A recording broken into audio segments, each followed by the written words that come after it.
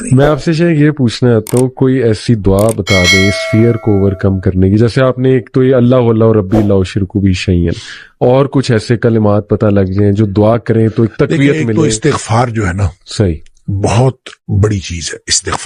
استغفار کے بہت سارے کلمات حدیث کے اندر آئے. صحیح. ایک ہے استغفار رب اغفر لی وتب علی انک انت التواب الغفور. بہت شاندار استغفار ہے. قرآن مجید میں نہیں، یہ حدیث میں رب اغفر لی وتب علی انک انت التواب الغفور. ایک استغفر اللہ الذی لا الہ الا هو الحی القیوم واتوب الیہ. بالکل صحیح. یہ والا جو ہے نا استغفر اللہ الذی لا الہ الا هو الحی القیوم واتوب الیہ، اندازہ کیجئے کہ حدیث میں قرآن میں آتا ہے کہ جو شخص میدان جنگ سے فرار ہو نا اس پر اللہ کا غضب نازل ہوتا ہے. صحیح. یعنی میدان جنگ سے، میدان جہاد سے جو شخص فرار ہو اس پر اللہ کا غضب نازل ہو. اس قدر اس نے بڑا جرم کیا.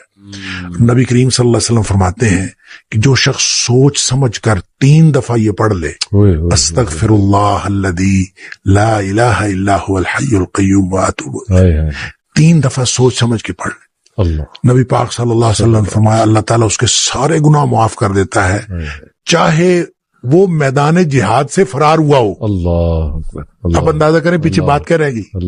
یعنی اتنا بڑا اگر گناہ اس سے سرزد ہوا ہے اور وہ اللہ سے معافی مانگتا ہے استغفر اللہ الذی لا الہ الا هو الحی القیوم 3 دفعہ یہ کہتا ہے تو اللہ تعالیٰ اس کے سارے گناہ معاف کر دیتا. پھر حدیث میں آتا ہے کہ سبحان اللہ و بحمدہ، جو شخص یہ 100 دفعہ پڑھتا ہے سبحان اللہ و بحمدہ، بس اتنا، اور اللہ تعالیٰ اس کے گناہ معاف کر دیتا ہے چاہے سمندر کی جھاگ کے برابر ہو. یعنی جتنے بھی گناہ ہیں اللہ تعالیٰ معاف کر دیتا ہے. تو یہ اسی طرح جو اللہم اجرنی من النار ہے، یہ 7 دفعہ اگر کوئی شخص صبح کے وقت پڑھ لے، 7 دفعہ شام کے وقت پڑھ لے، اگر اس دن میں اور اس رات میں اس کی موت آ جائے اللہ تعالیٰ جنت عطا فرما دے گا. پھر سید الاستغفار ہے، یہ تو میں سمجھتا ہوں شارٹ کٹس ہیں. تو سید الاستغفار 1 دفعہ پڑھ لے اللہم انت ربی لا الہ الا انت خلقتنی وانا عبدک وانا، تو یہ 7 دفعہ، یہ 1 دفعہ پڑھ لے. دن کے کسی ایک حصے میں پڑھ لے، اس دن فوت ہو گیا تو انشاءاللہ جنت میں چلا جائے گا. رات کے کسی ایک حصے میں 1 دفعہ پڑھ لے تو اس رات فوت ہو گیا تو جنت میں چلا جائے گا. تو گویا صبح و شام کے یہ اذکار میں یہ تو شارٹ کٹس ہیں کہ اگر انسان یہ پڑھ لے تو انشاءاللہ وہ جنت میں جائے گا. باقی جو انسان کو یہ خیالات آتے ہیں نا، سائیکولوجیکلی انسان کو ریگریٹ ختم نہیں ہوتا یا گلٹ ختم نہیں ہوتا، یا آپ کہہ لیجئے کہ اس کے وسوسے ختم نہیں ہوتے، تو اس کے لیے ایک علاج نبی کریم صلی اللہ علیہ وسلم نے بتایا، وہ ہے لا حول ولا قوت الا باللہ. بس اتنا. صحیح. اور اس کو اگر 100 دفعہ کوئی شخص پڑھ لے، لا حول ولا قوت الا باللہ. صحیح. لیکن پڑھنا کیسے ہے؟ پڑھنا اس طرح نہیں ہے کہ آپ بس پڑھتے جائیں. یہ ہے کیا لا حول ولا قوت الا باللہ؟ اصل میں کیا ہے؟ حول کا معنی بھی قوت ہے اور قوت کا معنی بھی قوت ہے. لا حول ولا قوت، یوں کہہ لیجئے نہ کوئی اجتماعی طاقت نہ کوئی انفرادی طاقت الا باللہ، سوائے اللہ کے. یا نہ گناہ چھوڑنے کی طاقت نہ نیکی کرنے کی طاقت الا باللہ. یعنی یا تو ایک کو پازیٹیو بنا لے، ایک کو نیگیٹو بنا لے، یا ایک کو اجتماعی ایک کو انفرادی. اب اللہ کے سامنے اس کو اپنا مسئلہ سمجھ کے نا، اپنا جو بھی مسئلہ ہے وہ سوچے اور سوچ کے اپنے اللہ کے سپرد کر دے. یا اللہ میری تو کوئی طاقت نہیں، نہ انفرادی نہ اجتماعی، الا باللہ. ہاں تو عطا فرمائے طاقت تو ہو سکتی ہے. یوں میں اس کو کہتا ہوں یہ بے بسی کا کلمہ ہے. بے بس آدمی اپنے اللہ کے سامنے بے بسی کا اظہار کرے اس کلمے کے ذریعے. صحیح.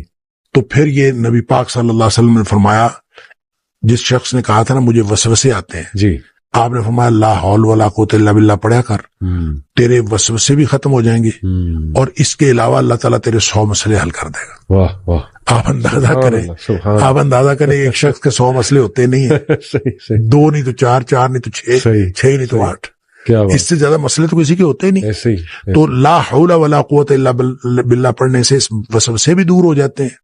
اور اس کے علاوہ، اور وسوسے جب حدیث میں اس کا لفظ وسوسے آتا ہے تو میں اس کا سمجھتا ہوں کہ اس سے مراد سائیکولوجیکل پرابلمز ہیں. تو جتنے سائیکولوجیکل پرابلمز ہیں وہ اس سے حل ہو جاتے ہیں. تو اللہ کا ذکر ہر اعتبار سے بہترین ہے، لیکن بعض تو بالکل ایسے ہیں جیسے وہ تیر بہدف ہیں. کیا بات. تو اور یہ شیخ اس کو جنت کے خزانوں میں سے بھی بالکل اس کو لا حول ولا قوت الا باللہ اس کو نبی اکرم صلی اللہ علیہ وسلم نے جنت کے خزانوں میں سے خزانہ بھی قرار دیا. اور جس کو جنت کا خزانہ مل جائے اس کو اور کیا چاہیے. آپ کو شاید میں نے یہ واقعہ پہلے سنایا ہو. جی.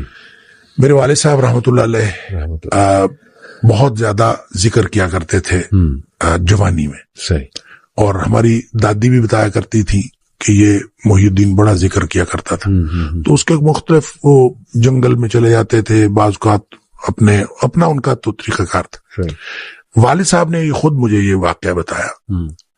وہ کہتے ہیں کہ مجھے ایک دفعہ یہ حدیث نظر سے گزری کہ جنت کے خزانوں میں سے خزانہ ہے لا حول ولا قوت الا باللہ. تو کہتے ہیں میں نے اس کے بعد باقی سارا ذکر جو ہے کم کر دیا. اچھا.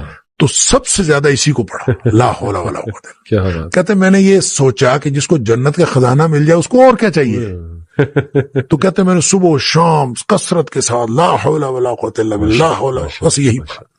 اصل میں یہ بات والد صاحب نے مجھے اس سوال کے جواب میں بتائی تھی کہ والد صاحب نے کبھی بھی دنیاوی طور پر کوئی کاروبار کوئی جاب نہیں کی. اچھا. نہ کوئی کاروبار کیا صحیح نہ کوئی جاب کی. صحیح صحیح. 16 بہن بھائی ہم تھے جن کو پالا ہے انہوں نے. تو میں نے ایک دفعہ ان سے پوچھا تھا کہ ابا جی آپ کو کبھی زندگی میں کاروبار کرنے کا خیال نہیں آیا. ان کا آیا تھا. ان کا کاروبار کا خیال آیا تھا جوانی میں. پھر انہوں نے یہ واقعہ بتایا. ان کا جب یہ میں لا حول ولا قوت الا باللہ بہت زیادہ پڑھتا اس سے پہلے کہتے ہیں میں سوچا کرتا تھا کہ میں کوئی کاروبار کر لوں. تجارت کہتے ہیں مجھے بہت پسند تھی. اس لیے بھی پسند تھی کہ نبی پاک صلی اللہ علیہ وسلم کو تجارت پسند تھی اور اس لیے بھی کہ نبی پاک صلی اللہ علیہ وسلم فرمایا اس میں بہت زیادہ برکت ہے. کہتے میں سوچا کرتا تھا کیا نہیں کبھی. تو جب لا حول ولا قوت الا باللہ میں نے بہت زیادہ پڑھا تو کہتے ایک دفعہ خواب میں مجھے اللہ تعالیٰ نے دکھایا کہ میرا یوں کر کے دھڑ جو ہے وہ آدھا کر دیا گیا. اچھا. آدھا کر کے مجھ سے الگ کر دیا گیا. اچھا. اور میرا آدھا دھڑ الگ ہو گیا لیکن میں باقی کا پھر بھی مکمل ہوں. یعنی وہ آدھا دھڑ الگ کر دیا گیا ہے اور میں پھر بھی مکمل ہوں.